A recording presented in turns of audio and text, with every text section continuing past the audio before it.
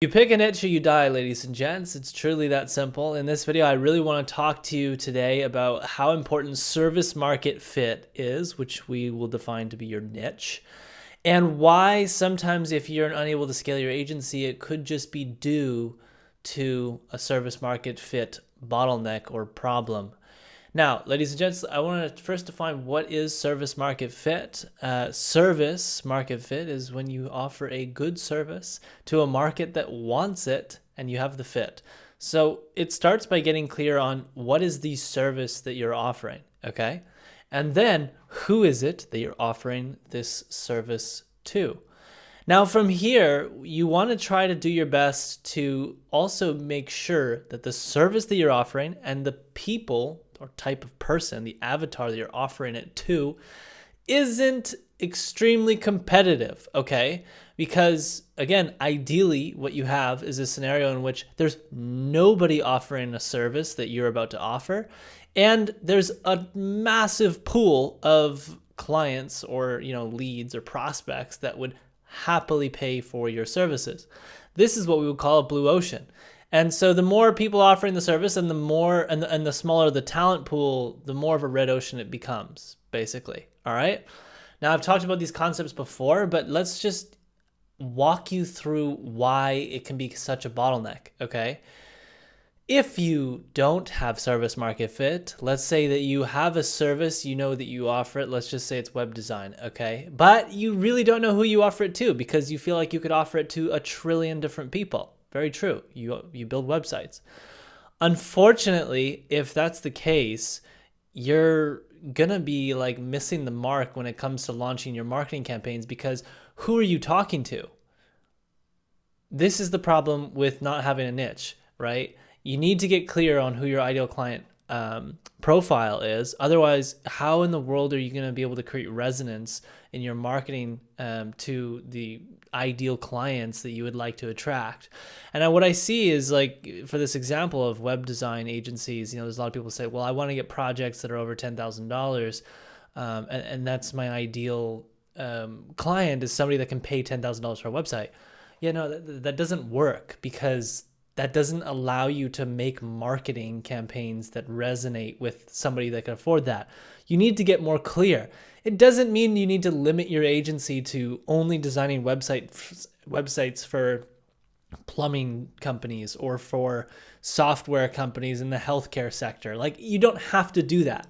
Okay, but what you have to do is just pick a damn niche and write out the ideal client profile of who this is. Let's say, for example, it is enterprise software companies in the healthcare sector. Let's just say that's one of the ICPs that you've identified. And they are on their first round. They just completed their first round of funding. Okay. And then, by the way, there's tools that you can use to identify these kinds of things. Great. Now you found out that these are companies that have raised, I don't know, let's just say $250,000, $500,000 plus. They're software companies. They're in the healthcare sector.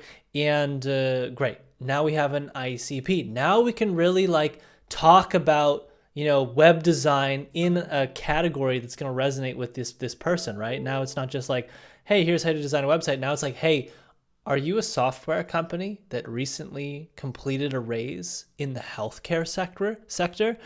We specialize in designing beautiful websites that will help you attract the users that you want to attract. All right, think about how much more appealing that is to that specific segment of the market relative to we do web design. This is the problem with most agencies. They just don't know how to niche down far enough to where they can then clearly build a marketing campaign.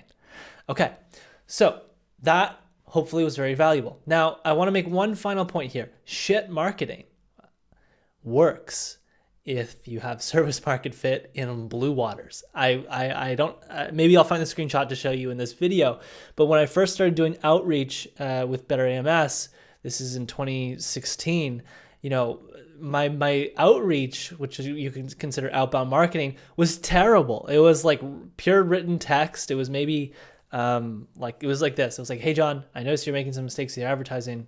Do you need any help? Or I think you could, make it better or optimize it better. I'd be happy to help.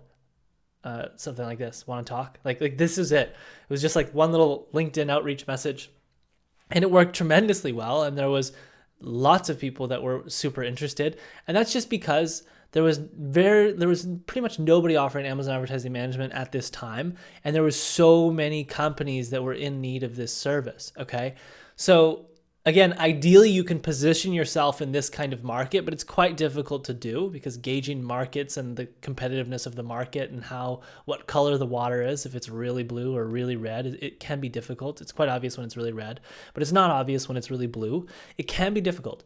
But I'm just stating this point to have emphasis on the importance of, creating an ideal client profile, especially if you're in a market that is not a blue ocean and you don't have service market fit. So if you're a web design agency, you're in by far one of the most, bloodiest of bloodbaths in the entire world in terms of red oceans. But if you niche down and you take that example of you service enterprise softwares that recently completed their first round in the healthcare sector, oh my God. Now you can probably pinpoint 1,000, 2,000, 3,000 companies. You can add them on LinkedIn. You can connect with them. You can write a message out to send a message to them that's going to resonate with them. And you're going to be able to get more clients and position yourself as, unique and differentiate yourself from all the other web design agencies because nobody else is likely going to go that far. Okay. So that, ladies and gents, is why I believe that you should pick a niche or die, because if you don't niche down and you just try to serve the entire world, it's going to be very difficult for you to scale your agency. All right, ladies and gents, let me know if you enjoyed this video. I'm curious to know your thoughts in the comment section below. And if you haven't already subscribed to the channel, please do so. And if you need help growing your agency, you can check out agencyenlightened.com. I will leave a link in the description of this video. Much love, everybody. Thanks for watching, and I'll see you in the next video. Ciao.